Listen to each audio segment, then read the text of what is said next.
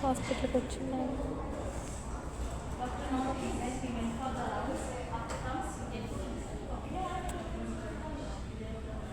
నిఖిత షాజహాన్ 4:30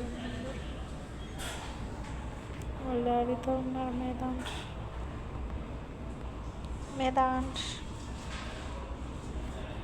మేదాంష్ మేదాంష్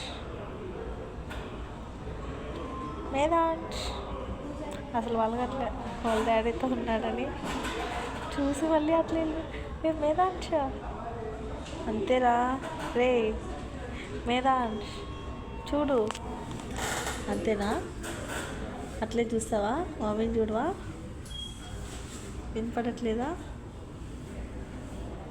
డాడీకే ఉన్నారు. మేదాంష్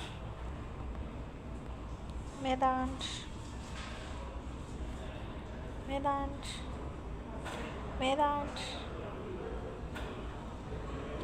మేదాంష్ అసలు వాళ్ళ